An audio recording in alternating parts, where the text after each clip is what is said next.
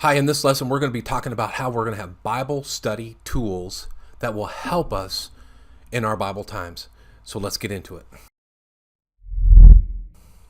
So we're sitting down, we're ready to do our Bible study, and we need some help. We want to do some research. We want to look up a word, or we want to look up a sentence or a phrase or a concept or context or whatever the case may be, right? So there are many tools that are out there. I can't cover them all in this short little video, but I can cover some things that I use.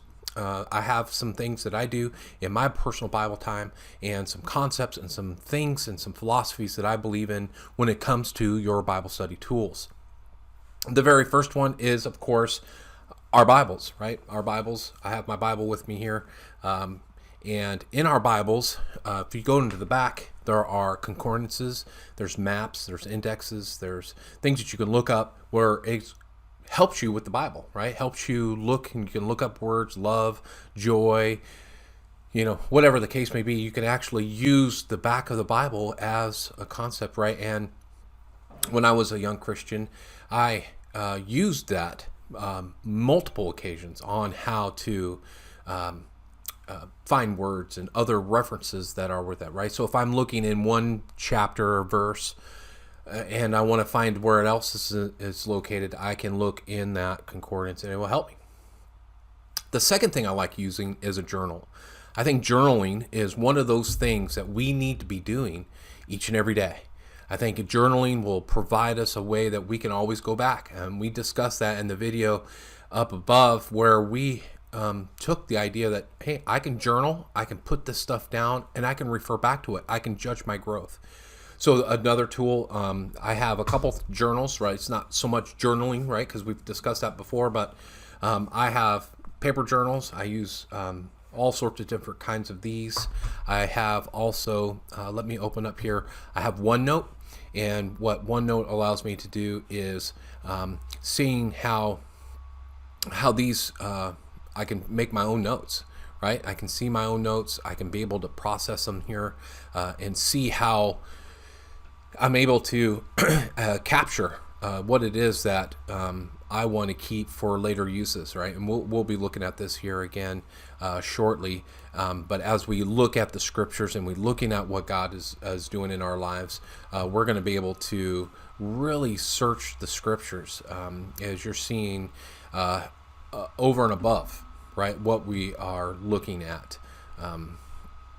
So we looked at the notes, right? Journaling, right? There's whole bunches of, like, I use OneNote. I like OneNote because I can have it on my iPad. I can have it on my phone. I usually use it on my computer, so as I typing it out. But if I'm somewhere, I want to jot a note down when it comes to my Bible, or whatever I'm doing it for, my work. If I have an idea, something, I keep a little separate journal notes for my blog, for this channel, for just Bible studies.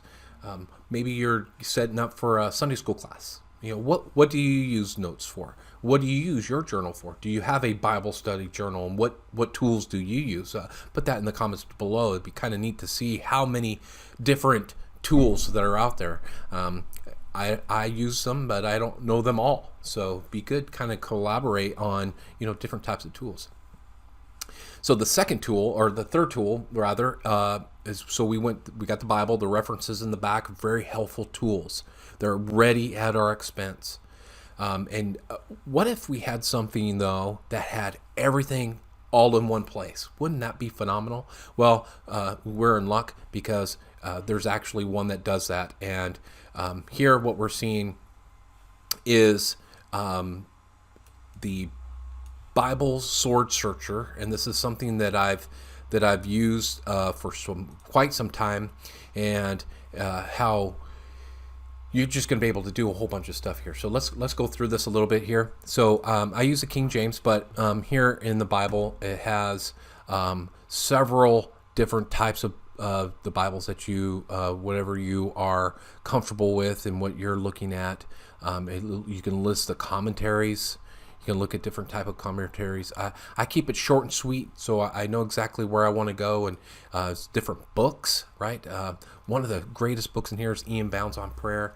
Man, it's phenomenal. I absolutely love it. But anyway, so So here, what I do is, let's say I'm doing a Second Peter, and let me go over to the notes here. So I was in Second Peter this morning, and I was reading this, and so I added Matthew Henry's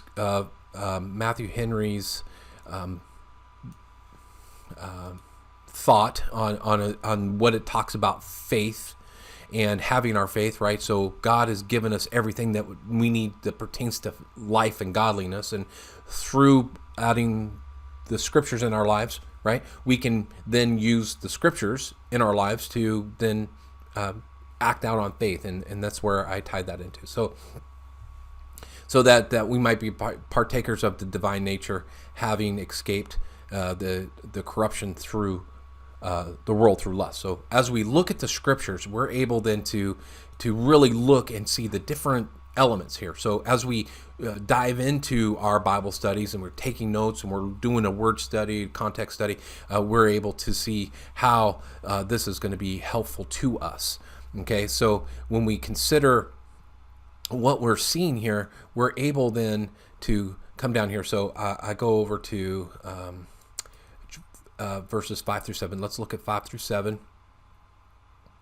5 through 7 right here, right? So, and besides this, giving all diligence, add to your faith virtue, and to virtue knowledge, knowledge temperance, and temperance patience, and to patience godliness, and to godliness brotherly kindness, and to brotherly kindness charity. So what God is saying here is that we have everything we need. God has given it to us, and in our diligence, right? In diligence, right? We see in diligence in verse number 5, giving all diligence. And then in our diligence, we're adding to our faith. Okay, so what does that mean? How can we go about it? So let's look at here.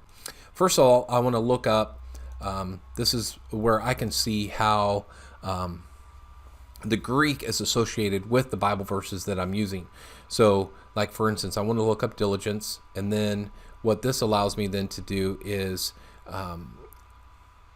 see how diligence is then defined, and then I can come over here and search for this Greek word in all of the scriptures. So then I go back to my normal version here that doesn't have any of the links, and you can see how diligence is used in other passages. Like this in 2 Corinthians 8:8, it says occasion of the forwardness of others, right? The diligence is same Greek word used for that. While the context might be different, and that's where we have to be careful, our context might be different, but the use of the word is not. So when we consider, okay, while it's diligence, and the context in 2 Peter might be different than in 2 Corinthians or Hebrews, that's where that study is enriched. And that's where our study tools will help us. So let's go back over to my notes. My notes I was taking here, virtue, knowledge, temperance. You see over here on the right-hand side right here, virtue, knowledge, temperance, brotherly kindness, charity. Let me highlight that again so it's all the same. All right, brotherly kindness, and we'll see that. So I defined the words through, looking at verses 5 through 7. I'm able to define those words. I have diligence, right? It's an eager hastiness with careful earnest. That's something that I came up. I took all the words of diligence, and that's what I came up with. That's something that helps me understand. And then I'm able to take those words and, okay, how do I define them? Each one of those words are defined here. So as I look at these words defined here, then I'll be able to see that, okay, cool. Now the next thing is, while I've defined these words, I also want to be able to know where else in the Bible that it has been used, right? So as we see here, we'll scroll up here a little bit. Now virtue, I just did some study of my own and said, okay, Joseph and Potiphar. Joseph was a virtuous man. Joseph was using that. So let's look at the definition. It says magnanimous, valor, or excellence. Joseph was excellent. Another one here would be Daniel. Daniel had an excellent spirit about him, and it was a testimony of Daniel. Another one here, knowledge. Paul. We look at Paul's pedigree in Philippians, right? his pedigree showed him how that it was a help to him. Temperance is self-control. So David had some self-control when it came to Saul, and having if Saul was in, remember when David was in the cave and Saul was right there, David could have took his life, but he didn't, and he showed temperance. Temperance. Then we go into patience, right? Paul again was waiting patiently for God. God waited patiently for his deliverance, where God wanted Paul to go next, and that's important. And then we have brotherly kindness. Okay, so brotherly kindness here is where Jonathan and David, right? So David was then pronounced as the next succeeding king of Saul, because Saul messed up and was not allowed to, his lineage was not allowed to keep the throne. And you find that in the Old Testament.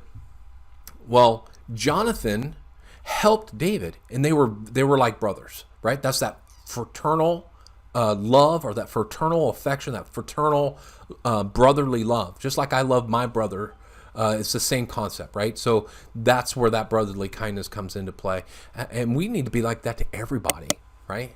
And then we have charity. That word charity in the King James is love, right? So that's just another word for love. Jesus is the perfect illustration of love. He gave up of himself. He was the perfect. And so we can see how now my Bible will help me do that. So by searching out the scriptures, I'm able to see where these verses come into play. And I can do that for each and every one of these verses. I really like Sword Searcher. We're on version 8 and it's in the version 4, but there's all sorts of kinds of things. Make sure that you look at, there are some mobile apps that are out there. And I'll show you some mobile apps on how to do that as well. So we have a mobile app, right? And here's a mobile app, and here's my phone. So in my phone, I have a bunch of Bible stuff here. We have Takarta Bible, which allows me to do the very same thing as my Sword Searcher does, where I'm able to look at words. I can open this up, I get my Strong's Concordance. It's going to give me definitions. It's going to give me the Greek. It's going to give me every subsection of it. And then at the bottom, it's going to tell me word usage. And then it's going to come back over here. And that's a Bible. That's one Bible app that I have. And then I have the Blue Letter Bible. This is also a website. You can go to Blue Letter. You can search that in Google, Blue Letter Bible. It has a whole bunch of stuff, Greek. You can go, this is all free stuff here. The YouVersion, this is a very popular app that you can get. I don't normally use this one just because I've liked the Takarta Bible that I have here. And then these two apps here, Verses and Bible Memory.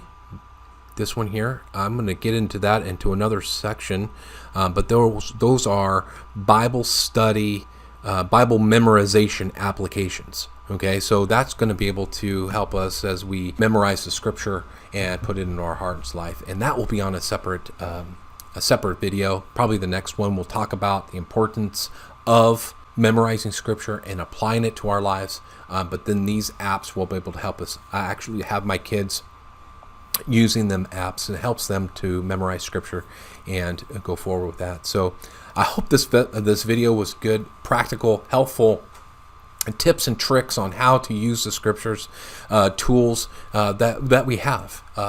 There's so many free elements out there. You just search the web. What kind of tools do you use in your Bible time? Share that in the link below, and let's just see how many tools and different things we can go out there. I'm sure there's some out there that you can pay for, and there's many out there that are free. But as we continue to grow, let's anchor every area of our life in Christ. Thank you. Until next time, have a great day.